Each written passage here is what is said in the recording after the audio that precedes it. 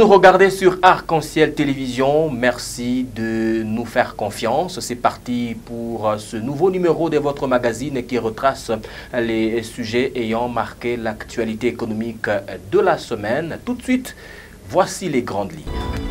Lancement du programme de marquage moléculaire des produits pétroliers dans la zone sud. C'est le ministre des Hydrocarbures, Aimé Molendo Sakombi, qui a présidé la cérémonie de lancement à partir de Lubumbashi. Les explications sont à suivre. À suivre également, pour préserver le pouvoir d'achat de la population congolaise, le gouvernement est sur la voie d'ajuster à la baisse les prix des produits pétroliers en s'attaquant principalement au prix moyen frontière. Comment comprendre cette démarche du gouvernement et dans quelle mesure pourra-t-elle être efficace? Jean-Marie Yumbama Fingue, chercheur en économie et gestion pétrolière, va devoir y répondre. C'est lui l'invité business. Enfin, lors de son bref séjour dans l'espace Katonga, le ministre des Mines, Kizito Bakabomba, était à la rencontre de l'industrie minière dans cette partie de la République pour s'assurer que le secteur minier jouait pleinement son rôle dans la diversification de l'économie de la RDC, tout en respectant les normes environnementales et en contribuant au bien-être des communautés locales. Les détails sont à suivre. Madame, Monsieur, voilà tout pour les titres. Cordial, bienvenue à tous.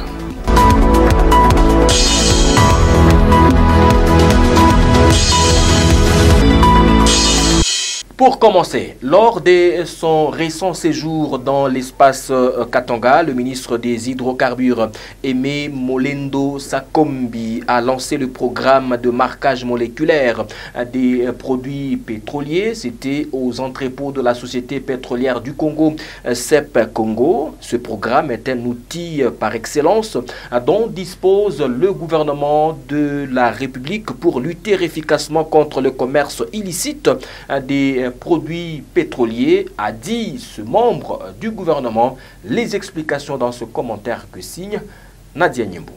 La contrebanque portant sur le produit pétrolier génère des pertes importantes au détriment du trésor public, estimant à plusieurs centaines de millions de dollars par an, privant ainsi la République de moyens substantiels dont elle a pourtant grandement besoin, a déploré les ministres de l'hydrocarbure Molendo Sakombi Aimé lors de cette cérémonie.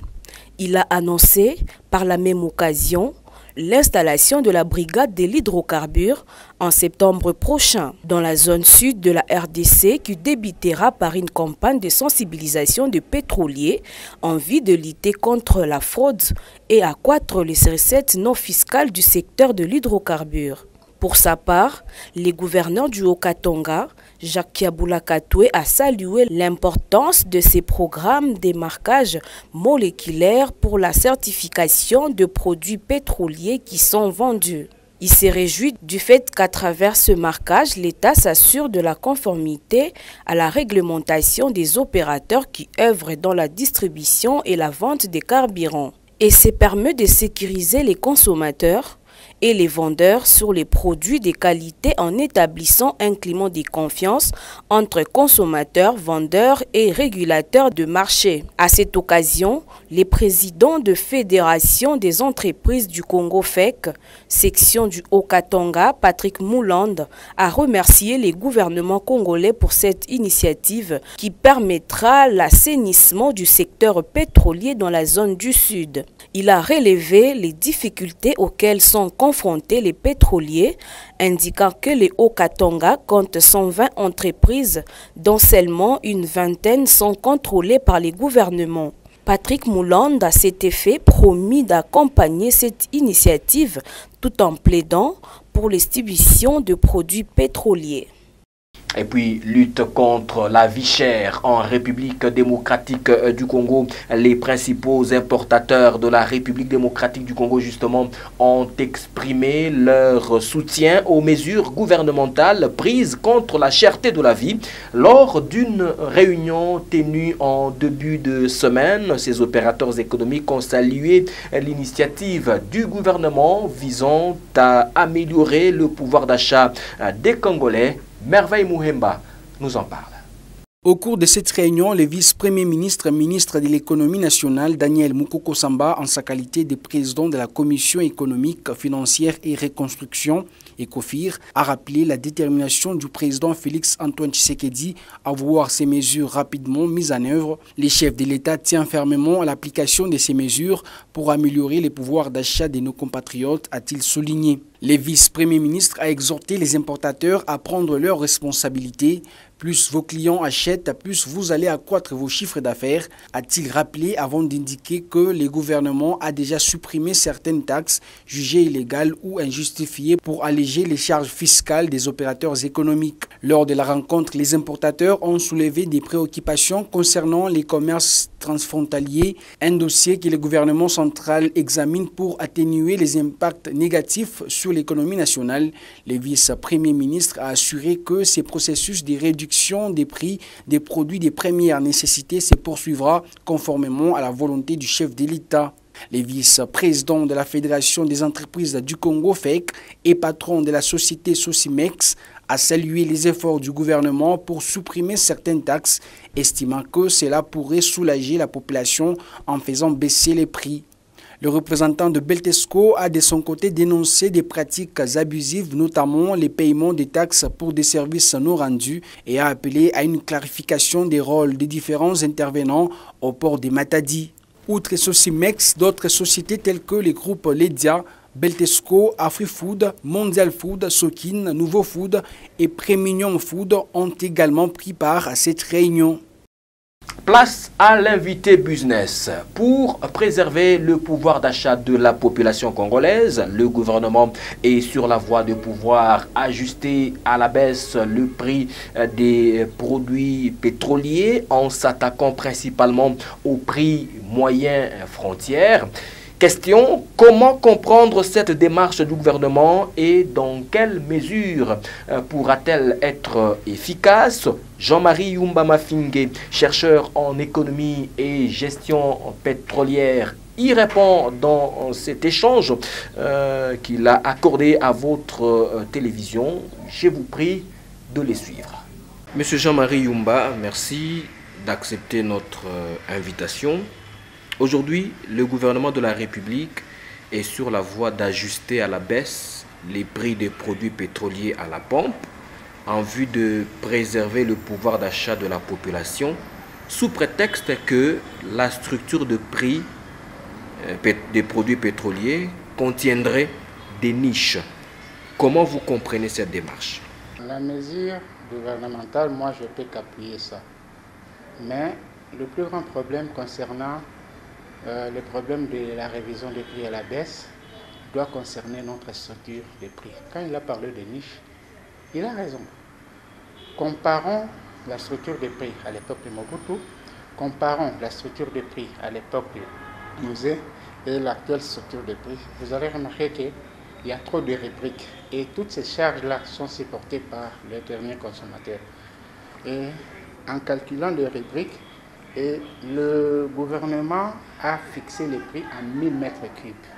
C'est autant en termes de dollars et autant en termes de 1 litre. Donc 1000 mètres cubes vaut autant. On divise par 1000, on trouve le prix d'1 litre à la station, à la pompe. Vous voyez. Mais maintenant, c'est lui qui supporte ça, c'est les derniers consommateurs. Et les bénéfices des opérateurs pétroliers, des produits pétroliers et l'État. Donc, ils prélèvent tous les différentes taxes dans les structures des prix. Mais le poids de la structure des prix est tellement élevé. C'est là où moi j'ai toujours condamné. Donc, vous pouvez tout faire. Le mieux serait de revoir la structure des prix.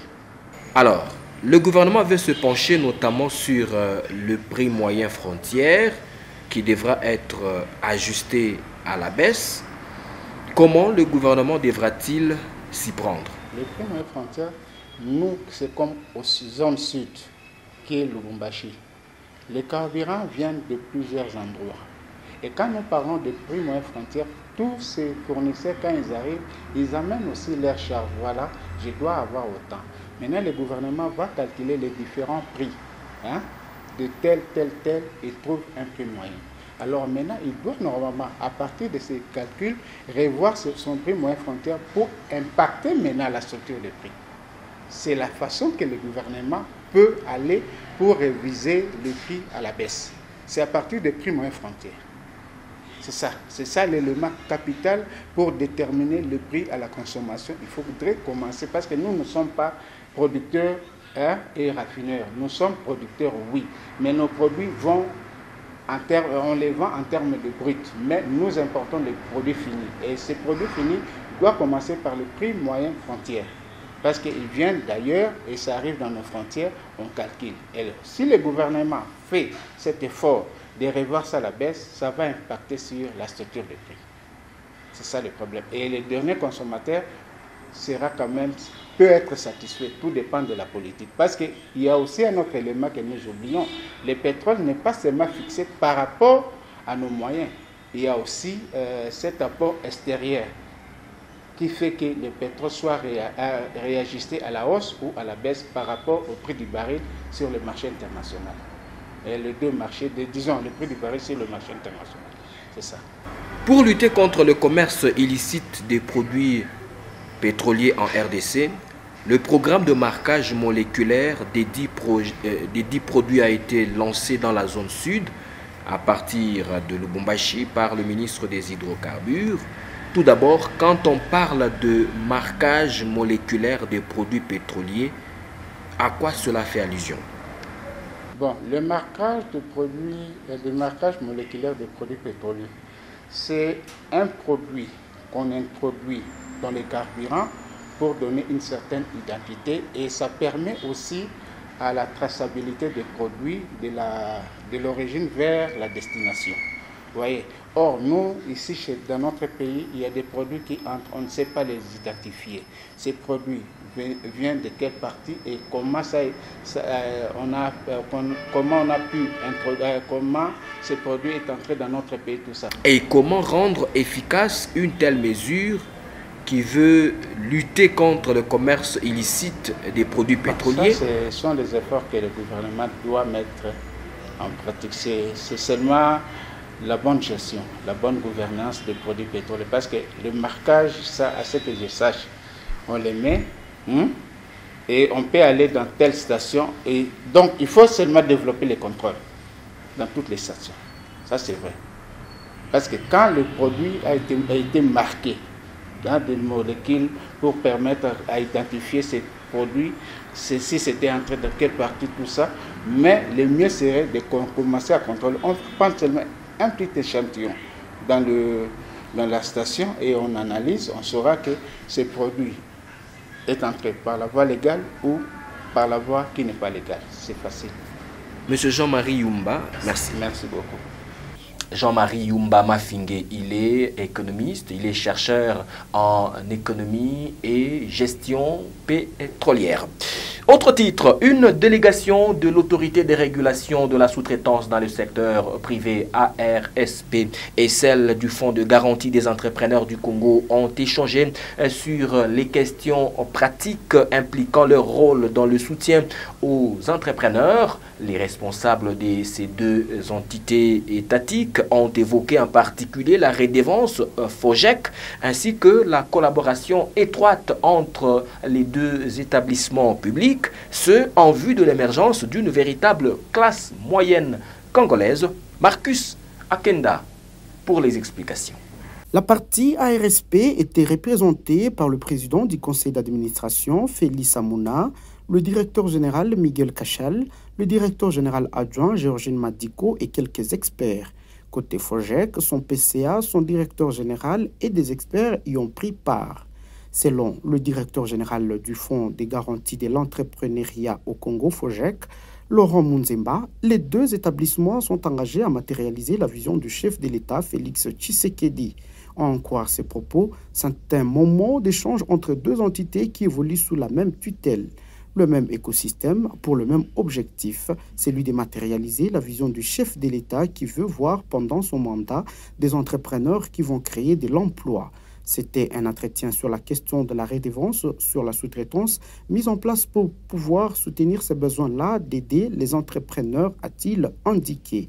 De son côté, le directeur général de l'ARSP, Miguel Cachal-Katembe, est revenu sur l'importance de ces travaux avec le FOGEC, dont le but est de soutenir ceux qui ont le contrat. Il ne suffit pas d'avoir seulement le contrat, mais aussi de l'exécuter, la capacité ainsi que le moyen financier. Et nous allons ensemble travailler pour connaître l'impact selon la vision du chef de l'État, a déclaré Miguel Cachal-Katembe. Rappelons que le rôle de l'ARSP est crucial dans la régulation et l'encadrement des entreprises, des sous-traitances, un secteur vital pour la création d'emplois et le dynamisme économique. Alors que le FOGEC se positionne comme un acteur clé en matière de financement de projets entrepreneuriaux, offrant des garanties qui permettent d'attirer des investissements. Les deux institutions sont conscientes des défis auxquels sont confrontés les entrepreneurs en RDC, tels que l'accès limité au financement, la bureaucratie et le manque de formation. À travers cette collaboration, elle vise à mettre en place des institutions, des mécanismes d'accompagnement adaptés qui favoriseront l'innovation et la compétitivité des petites et moyennes entreprises, le véritable moteur d'une classe moyenne dynamique. Cet autre titre avant les informations en bref et en images.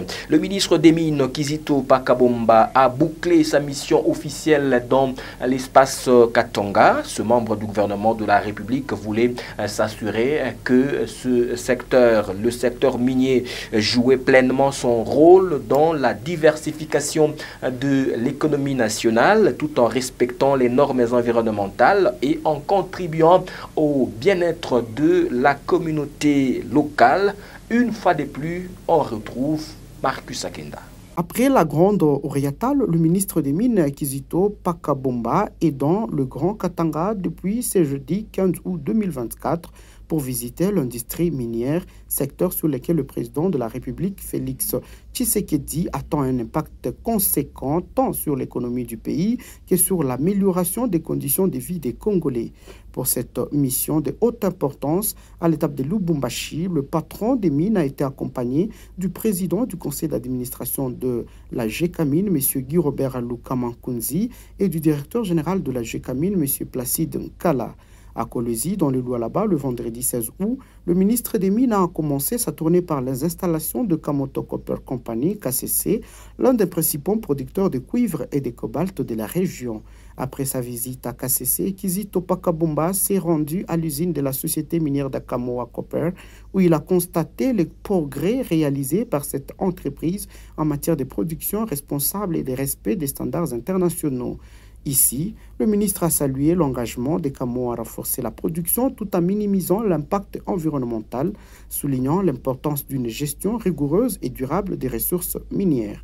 Le ministre Kizito Pakabomba a clôturé sa visite en signant une feuille de cathode, symbole de la production de métalcol. Il a souligné que sa mission visait à évaluer l'impact des métalcols et d'RG sur l'économie de la RDC. Il a particulièrement apprécié la conformité des métalcols aux normes environnementales, son engagement à créer des emplois, ainsi que le traitement réservé à son personnel et sa collaboration avec les communautés locales. Et puis 3 titres en bref et en images dans le reste de votre JT Business. D'abord, le comité de conjoncture économique s'est réuni à la primature récemment sous la présidence de la première ministre Judith Suminwa-Tuluka. Au cours de cette réunion, le gouvernement a tablé sur 3 points essentiels, à savoir les mesures envisagées pour soutenir les opérateurs économiques dans les régions en proie à la guerre et à l'instabilité, l'exécution du budget d'investissement pour les restants de l'année, ainsi que la bonne exécution de la paye du secteur public.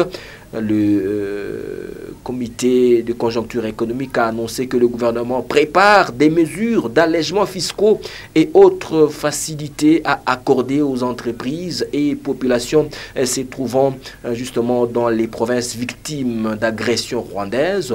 Il s'agit des provinces du Nord Kivu, Sud Kivu, Maniema et celles celle de la Grande Orientale. Parmi les propositions de la commission tarifaire, l'on note des mesures telles que la suspension des missions de contrôle sur place pour une durée de 12 mois au niveau national et provincial, la surséance des mesures de recouvrement forcé en cours pour une durée de 12 mois en faveur justement des entreprises directement touchées par le conflit, la facilité de paiement par échelonnement pour une durée de 12 mois des impôts établis par l'administration, l'adaptation des horaires d'ouverture des frontières congolaises à celles des frontières ougandaises, l'implication des gouverneurs militaires en vue du démantèlement des barrières illégales et la lutte contre les tracasseries. La liste n'est pas exhaustive.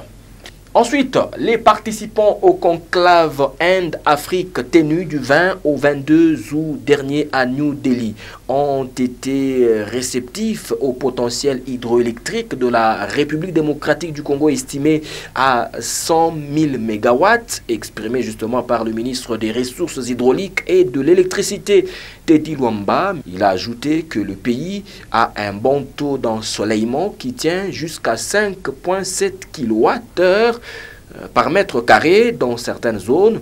Toutes ces potentialités sur toute la diversité énergétique étaient pour les participants une satisfaction parce que l'intérêt est là et que tout le monde est sur la voie de pouvoir ramener beaucoup d'intéressés au pays.